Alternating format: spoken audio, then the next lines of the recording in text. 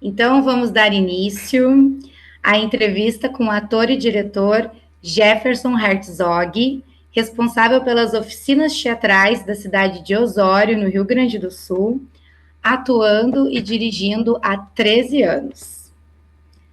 E nós vamos iniciar com a pergunta: Jefferson, qual é a tua história com o teatro? Eu quero que tu descreva a tua trajetória enquanto ator e diretor de teatro. Nossa, começa bem complexo. Primeiro, agradecer pela oportunidade de estar aqui falando um pouquinho da minha história, porque a gente está sempre na correria, né, do dia a dia, a gente acaba esquecendo de olhar para a nossa trajetória, para as coisas que a gente já fez. Então é muito legal esse convite e é muito legal poder falar sobre si, olhar para trás e tudo mais. A minha história com teatro começa na escola. Por isso que hoje em dia eu sou grande defensor do teatro na escola, porque eu acho que só tem benefícios. No meu ensino fundamental, eu descubro a arte de contar histórias, bem da maneira mais literária da coisa, de tu ler um livro, fazer voz dos personagens, aí via a prof fazendo, e daí eu sei que eu queria mais, né, mergulhar mais naquilo do que só a parte literária da coisa. Então eu e os meus colegas, a gente começa a brincar de teatro, fazer apresentações dentro da sala de aula. Aí isso escalona para um lugar maior de querer, então daqui a pouco os meus colegas já não estavam mais afim e eu queria continuar. Aí eu nunca me esqueço que eu fiz o Mágico de Oz no pátio da escola, a diretora parou o recreio e eu era todos os personagens, e eram umas coisas assim bem inicial mesmo, e daí isso é um ensino fundamental. Daí eu vou fazendo teatro assim bem por conta mesmo, porque nessa época não tinha uma oficina de teatro, então era sobre o que eu achava que era o teatro na época, sendo uma criança. Quando eu chego na pré-adolescência, as professoras mesmo vendo essa aptidão e essa vontade de fazer teatro, elas apontam para mim e para mais alguns amigos meus que gostavam de teatro a escola rural aqui em Osório, que é uma escola com a cena muito forte do teatro, com uma professora de literatura que tinha um grupo de teatro da escola. Então eles entendiam que a manutenção do que a gente gostava de fazer lá ia ser mais bem recebido, mais bem cuidado. Daí a gente vai para a escola rural. E daí lá na escola rural a gente começa a fazer teatro de uma maneira um pouco mais assegurada, mais certa, entendendo o que era marcação, entendendo o que era foco. Todas as coisas assim. E daí eu participo do grupo da escola. Nós, alunos, a gente faz um grupo de teatro e a gente começa muito a beber na água dos festivais. A gente tem um circuito de festivais aqui no Rio Grande do Sul, né, de teatro amador. Então a minha cidade recebe um desses festivais que é o Arte Invento. Então mesmo eu sendo um adolescente e não conseguindo ir para os outros festivais, eu recebia as pessoas na minha cidade. Então eu assistia os espetáculos e gostava muito do momento do debate, porque eram lá que pessoas que viviam do teatro, que eram formadas em teatro, que sabiam a teoria do teatro, trocavam com os grupos, e eu na plateia ia absorvendo essas coisas e levava daí para a sala de aula para fazer a manutenção dos meus trabalhos, assim, sabe? E daí é isso, passo meu ensino médio fazendo teatro, e depois saio do ensino médio meio que sem saber o que eu ia fazer ainda, mas fazendo um teatro aqui, um espetáculo aqui com alguns amigos e tudo mais. Até que surge a oportunidade de entrar na época Secretaria de Cultura para dar aulas de teatro lá. Então eu faço a inscrição, eu passo e eu começo a dar aulas de teatro, e daí eu tenho que ser professor e diretor também, né, que era um ofício que eu pouco ocupava. Eu sempre digo que eu gosto muito mais de ser ator, é o ofício da minha alma, da minha paixão, que eu mais gosto e amo de fazer, e daí por uma questão de prática, de tanto repetir por causa do trabalho, eu acabo então me tornando professor e diretor de teatro, assim, que tem uma diferença pequena, mas ainda tem uma diferença também. Daí isso eu tô falando de quando eu tinha 22 anos, hoje eu tenho 35. Então, muitas turmas, pessoas passaram por mim. Nesse meio tempo, eu tive que achar uma maneira de conciliar o meu trabalho com as minhas apresentações e ensaios dos meus alunos, mas também do meu querer artístico, né? Eu, enquanto ser humano da minha cidade, artista que quer atuar, que quer fazer outros projetos também, e daí a gente vai criando em cima disso, e hoje em dia eu tô aí nos percursos da vida, nos altos e baixos. Eu tentei dar uma resumida, porque senão ia ficar 4 horas falando aqui. E eu acho que a gente tem Ah, mais só algumas imagino. perguntas. É muita história, né, Jefferson? É. Isso aí. Então, a segunda pergunta Como você desenvolve a pedagogia teatral nas oficinas de teatro da prefeitura? Eu acho que um ponto inicial é ouvir e ver, porque eu sinto que na medida que a gente recebe pessoas, além de crianças, adolescentes e adultos, pessoas, a gente tem que entender que o nosso material de trabalho é humano. São pessoas de verdade e elas precisam ser vistas e ouvidas, porque o nosso ofício ele não é uma fábrica que lida com um mecanismo que sempre vai ser igual. Às vezes as pessoas não estão bem, às vezes as pessoas querem um colo, às vezes as pessoas querem uma opinião de psicólogo mesmo, sabe? Porque a gente vai criando vínculo de trabalho, a gente se conversa, se vê muito. Então eu acho que o pedagógico, não só de dentro da sala de aula, mas também quando as pessoas vão para o teatro, é elas se sentirem respeitadas, independente da faixa etária, independente da experiência que elas têm, porque o teatro é um lugar de exposição, onde tu expõe o teu corpo, as tuas ideias. Então a gente precisa criar esse ambiente de respeito, até pela reciprocidade. Eu sou uma pessoa que eu não acredito muito naquele punho ferrenho do tipo, eu sou o diretor, eu tenho não sei quantos anos de teatro e vocês vão me escutar. Eu não acho que seja por aí. Porque, para além disso, a grande diferença da pedagogia no teatro é que eu, enquanto profissional, tenho a responsabilidade de tornar a experiência teatral uma lembrança boa. Um lugar seguro, porque eu tenho consciência que as pessoas que passam para fazer oficina comigo não querem às vezes ir para Globo, se tornarem atores, atrizes de teatro, e se sim, que ótimo. Mas eu tenho que pensar naquela pessoa que fez um ano de teatro para desestressar, mas quando ela olha para aquela experiência, ela olha e pensa, nossa, como ela era legal. As pessoas de lá, o friozinho na barriga que dá antes, porque já é um lugar, como eu disse, de exposição, de tu se apresentar na frente das pessoas. E eu, enquanto profissional, eu não posso não pensar que eu estou lidando com material humano. E também eu não posso ser negligente ao ponto de não olhar para a experiência que a pessoa fica, porque além de professor de teatro, eu sou artista de teatro. E eu quero que as pessoas amem o teatro. Eu não quero que as pessoas vejam como um lugar traumatizante. E se não for bem conduzido, pode ir para esse lugar. Então, a pedagogia é muito importante, porque tanto dentro de sala de aula, quando tu pede para um aluno fazer um trabalho onde ele tenha que montar um espetáculo, é a mesma coisa de uma oficina de teatro. É a mesma exposição. E quando eu falo exposição, eu falo da mais positiva parte da palavra. Né? É uma exposição que tu tá ali expondo as suas ideias, expondo o teu corpo dentro da marcação, o público te vendo. E tu tem que estar do lado dessa pessoa para dizer que tá tudo bem, que todo mundo fica nervoso. Até a gente, né, bruxinha, depois de tanto tempo de teatro, a gente fica nervoso. E depois é desse lugar que vem a comemoração do tipo, eu consegui, eu lembrei todas as falas. Só que as pessoas que estão começando não sabem disso. Então eu diria que a pedagogia no teatro mais importante é o ver e ouvir o outro, e me incluindo enquanto profissional também, porque às vezes também eu não tô bem. E esse é o mais louco, que a gente precisa parar de romantizar isso, que o professor tem uma capa de super-herói. E também de pensar na responsabilidade que a gente tem enquanto prof de teatro, ou diretor, enfim, de causar uma boa impressão em cima da arte que a gente ama. Perfeito. A terceira pergunta é: quais são os desafios de dirigir vários grupos de teatro com diferentes faixas etárias? A primeira coisa que eu vou falar, e eu não vou mentir, é gerenciamento de agenda. Gente, é complicado, assim, sabe? O gerenciamento de agenda tem sido difícil porque, diferente da minha época que fazia teatro na adolescência, pré-adolescência, hoje em dia os jovens fazem muitas coisas. E, tipo, eu não tô dizendo muitas coisas, tipo, vou na casa do meu colega. Não, eles têm turno inverso, eles têm muitos trabalhos. Uma aluna minha não foi na semana passada porque ela tinha 5 provas pra fazer, estudar, sei lá. Então, eles fazem muitas coisas. E eles mudaram muito desde a época que eu era um aluno de teatro, por exemplo. Então, enquanto eu tenho uma criança que ela é super disponível para criação, porque criança tem essa parte lúdica muito mais aflorada, e ela não entrou ainda naquela etapa de ter vergonha de si, do outro.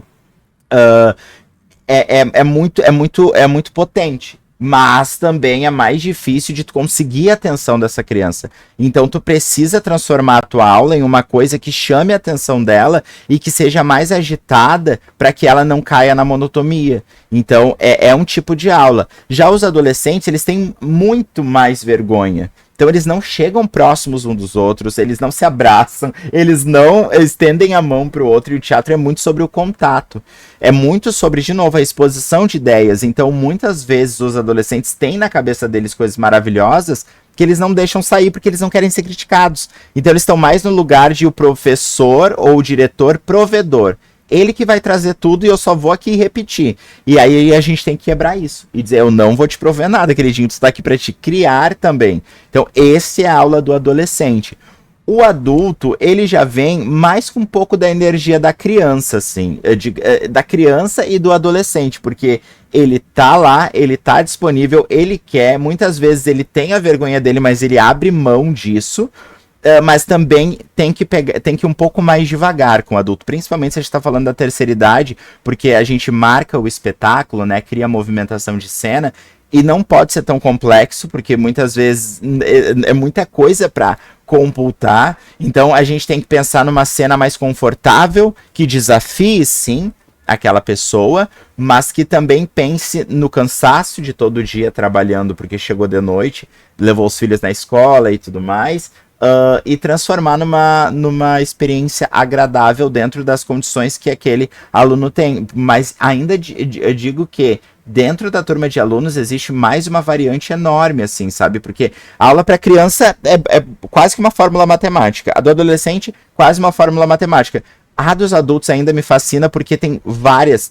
Tem adulto com energia de criança, adulto com energia de adolescente, adulto com energia de adulto. Eu tô dando aula agora para uma turma que eu tenho alunos de 22 anos, eu tenho alunos de 60 anos, eu tenho 2 alunos de 60 anos, tá?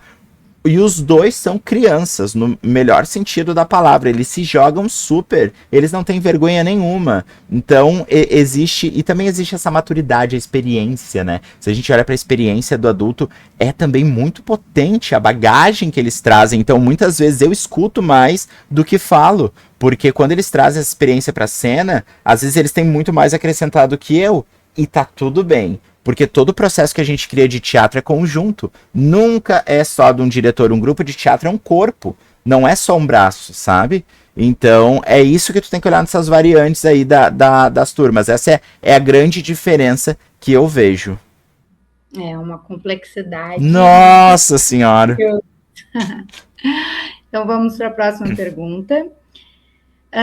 Nesses anos de atuação e direção, o que você sentiu em relação à colaboração do teatro para a sociedade local? Eu acho que, primeiramente, como a gente fala, como eu disse antes, que a gente tem os festivais de teatro aqui no Rio Grande do Sul, a gente cedia um festival de teatro na nossa cidade.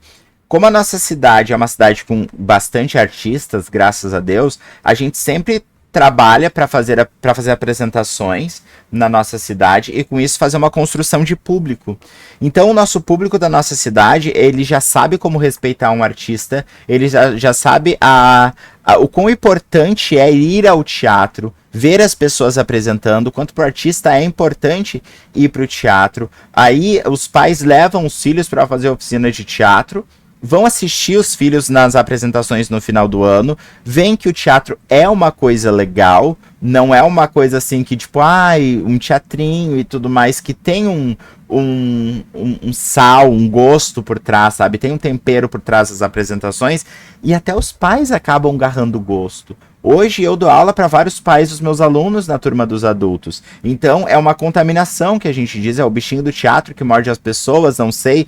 E daí, enquanto sociedade, quando a gente vai assistir os espetáculos, a gente monta comédias que tem a maior aceitação do público e tudo mais, mas às vezes a gente coloca aí no meio uns espetáculos mais de teor de denúncia, e as pessoas vão ao teatro e elas conseguem ver um espetáculo mais ferrenho, um espetáculo mais dramático, um espetáculo que vai falar mais sobre uma urgência humana, como a gente montou um monólogo que se chama Enquanto Quem Sabe Ainda Sou Uma Garotinha, que contava vivências de uma mulher trans, por exemplo, e a galera foi ver, é o Jefferson que vai apresentar, vai ser uma comédia, ele vai, sei lá, dar torta na cara, e quando chegou lá era um drama de uma denúncia super urgente para a comunidade, e de alguma maneira a gente está educando as pessoas a olhar para essas figuras, trazendo para perto, não tem a longura da televisão, tem a coisa mais ali frente a frente. A gente monta um espetáculo também que se chama A Lei do Rei, que é um espetáculo infantil que fala sobre a leitura,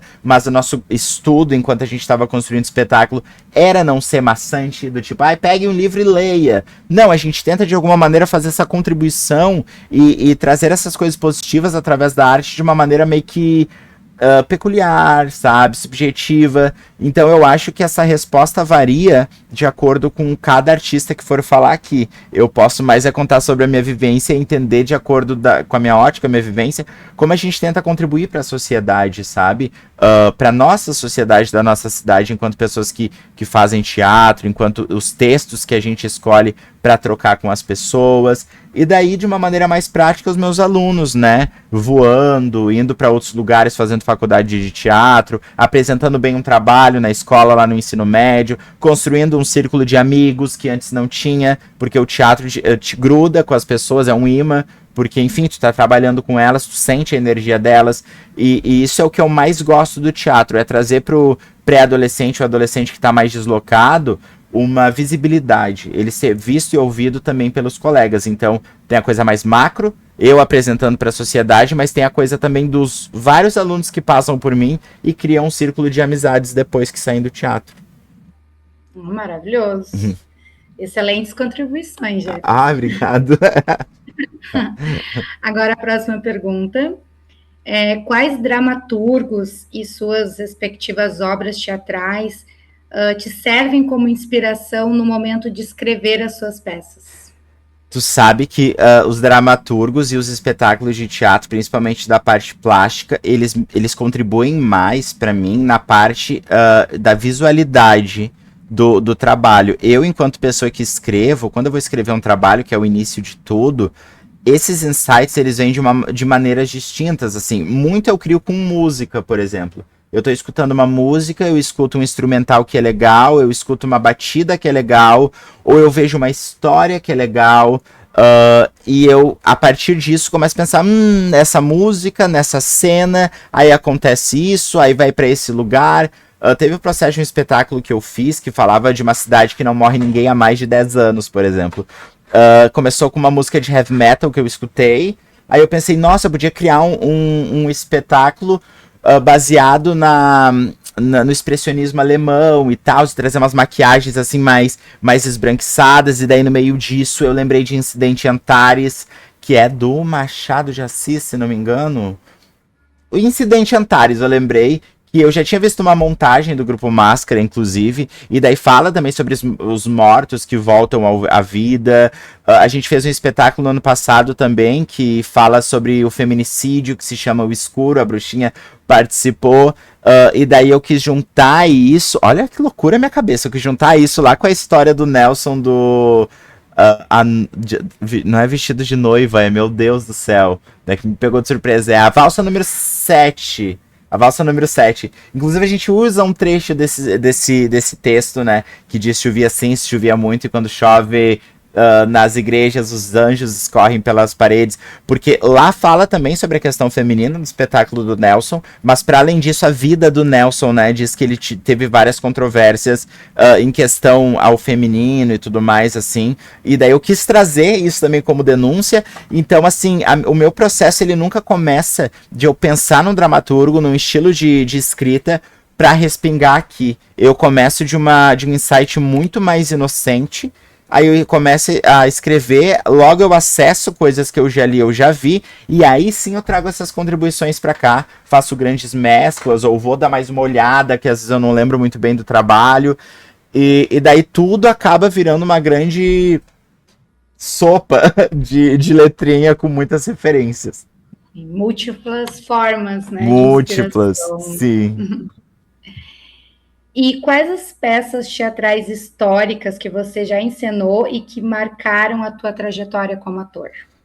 Eu encenei poucos espetáculos assim, clássicos. Eu sei que eu fiz a Megera Indomada, que era uma adaptação da Megera Domada do Shakespeare, que eu gosto bastante, porque, como a gente falou na pergunta anterior, a gente pega a obra de Shakespeare, que era a Megera Domada, a gente tira a mulher desse lugar de louca, de agressiva, de que tem que ser domada, e a gente diz que não, que ela é indomada e ela não tá louca. Aí a gente subverte o gênero, então todos os meninos faziam meninas, e todas as meninas faziam meninos, pra brincar mesmo e trazer pra um escrachado, pra um caricato esse negócio da caixinha de gênero, sabe? Do homem ser o alfa e a mulher ser domada, porque a gente tem a Bianca, que é irmã da Catarina, que é a Megera, e ela é toda assim pomposa e tudo mais na história original, então é um grande estereótipo do que se espera de uma mulher. E daí a Catarina, porque não segue a irmã e os trejeitos da irmã, ela é louca e indomada.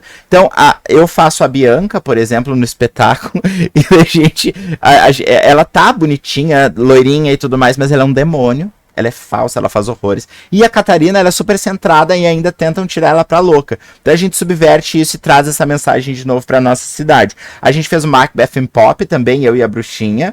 Eu posso chamar de Bruxinha, Bruxinha? Claro. Ah, tá. A gente fez o Macbeth em Pop também, que também é uma adaptação de Macbeth do Shakespeare também, porque a gente tem um diretor que ama Shakespeare, então é a segunda montagem que eu faço de Shakespeare com ele, onde a gente traz para um lado mais urbano, mais contemporâneo também. Eu acho que foi uma grande experiência na minha jornada, de conhecer mais a fundo o trabalho de Shakespeare fazendo, e não só lendo e conhecendo tudo mais assim. E brincar com esses personagens, com essa variedade e trazer essas figuras para figuras de hoje em dia, figuras urbanas. Então eu acho que esses dois espetáculos clássicos marcaram bastante a minha história teatral, principalmente por eu não estar no lugar de direção e estar no lugar de atuação, que para mim é mais confortável para pesquisa e para entender melhor o que estava acontecendo, para poder me concentrar mais no meu ofício. Perfeito, Jefferson. Então, a propósito, existe alguma peça teatral de relevância histórica que você gostaria de atuar ou dirigir e por quê? Nossa, existe algumas. Tu sabe que eu amo teatro do absurdo. Amo teatro do absurdo. Os meus espetáculos têm muita coisa do absurdo. Aí, uma vez eu fui estudar o texto da A Cantora Careca. Eu não vou lembrar o diretor, mas é um texto consagrado. Só que é tão absurdo que eu achei que eu tinha achado uma história errada, porque, tipo, quando tu vai ler pra te entender a história, ela tá sentada, aí batem na porta e é um elefante, e daí eu penso assim, tá, mas deve ser uma figura de linguagem o elefante. Não, é realmente um elefante. Então, eu tenho muita vontade de estudar mais o teatro do absurdo, de entrar mais nesse universo, até pra puxar mais pra mim, assim. Só que é uma leitura difícil, é uma leitura que tu precisa entender o que o autor quis dizer pra depois tu adaptar e depois tu passar pro grupo de atuação. Então, assim, eu não diria um espetáculo assim, tipo, único, sabe? Eu diria um gênero, porque o teatro do absurdo me atrai bastante e também ele é pouco representado. A gente não vê muito teatro do absurdo aí pelos teatros da vida e tudo mais. Mas se eu fosse falar também de direção, que eu tive vontade de dirigir também esse ano, já passou pela minha cabeça, é o Alto da Compadecida do Ariano Suassuna, também eu gosto bastante. A Bruxinha já fez, inclusive a primeira vez que eu vi a Bruxinha na vida foi ela em cena fazendo o Chicó, Bruxinha? Era o João Grilo. Fazendo o João Grilo, e eu jurava que era um homem. E quando ela tirou a touquinha e caiu o cabelo, eu fiquei decepcionadíssimo. Eu tenho uma menina. E porque eu tenho essa lembrança de muito carinho, porque é isso, né, gente? O que eu tava falando é a experiência. Eu tive uma primeira experiência vendo o Alto da Compadecida muito gostosa. Então eu gosto do texto por causa dessa primeira experiência, sabe? Já vi outras montagens que eram mais sacras, eram mais... Então eu tenho vontade de montar com os meus alunos também. Eu tava pensando esse ano, inclusive, de trazer esse texto. Ah, vale muito a pena, maravilhoso. E para finalizar, nossa última pergunta. Ah, já! Sim, já 3 minutos vai encerrar aqui a gravação, que eram 40 minutos. Não tinha visto. A última pergunta. Você considera o fazer teatral valorizado nos dias atuais, no contexto em que atua? E o que fazer para buscar uma maior valorização? É um assunto bem polêmico. Assim, eu acho que, de novo, é muito plural e não tem como dar essa resposta sem ser injusto em alguma instância. Então, eu quero deixar bem claro que é da onde eu vejo, da minha ótica, não vai ser a mesma verdade de todos os artistas e eu não falo em nome da verdade de todos eles. Eu acho que não é valorizado a arte em várias instâncias, porque até mesmo dentro do ofício que eu faço, por exemplo, eu sou muito grato por ter uma prefeitura que olhe para mim, me contrate para oferecer teatro à comunidade, porque isso é muito legal. Mas a gente precisa ver que, da mesma maneira como a prefeitura oferece o profissional, ela não oferece a maquiagem, o figurino, o cenário, a mão de obra, às vezes o espaço, o som para colocar música para os alunos ensaiarem. Então, como é que tu vai fazer um projeto para entregar a oficina de teatro para os alunos e tu vai pensar só no profissional que é contratado?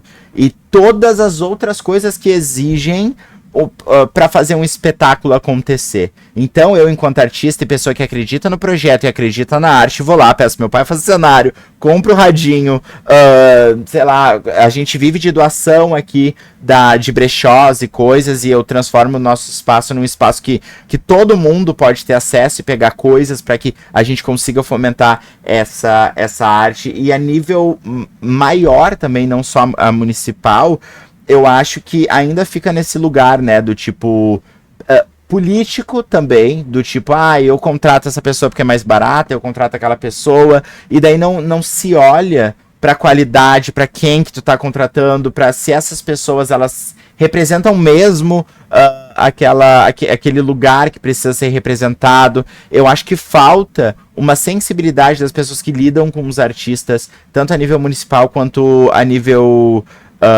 nacional, sabe? Porque a Lei Rouanet, por exemplo, muita gente usa como pauta política para atacar A ou B, né? E quando, na verdade, a Lei Rouanet é um incentivo de cultura que poucos artistas ainda conseguem chegar lá de tantas coisas que tem escalonados para te conseguir uma aprovação, sabe? Só que as pessoas falam sem saber. Então, eu acho que tem esse apoio que vem lá de cima e que eu sou muito grato, mas eu acho que vai caindo e acaba não chegando na gente. E daí quando tá aqui para cair na gente, tem uma pessoa acima da gente que torna isso político, torna isso votável, torna isso partidário e acaba indo para outro lugar. Que eu acho isso um tamanho de desrespeito. Então a minha resposta ficou confusa mesmo, porque eu acho que sim, em alguma instância tem incentivo, mas eu acho que esse incentivo ele se perde no meio do caminho e não chega no artista. Perfeitas suas colocações, Jefferson. Queria agradecer imensamente por a tua colaboração e dizer que é um prazer poder compartilhar muitas experiências contigo, né? Como colega de teatro, sim, como diretor, poder te assistir também enquanto plateia. Então, muito sucesso para ti e mais uma vez, muito obrigada pela tua participação. Eu que agradeço, Bruxinha. Parabéns pelo curso, parabéns pelo teu trabalho.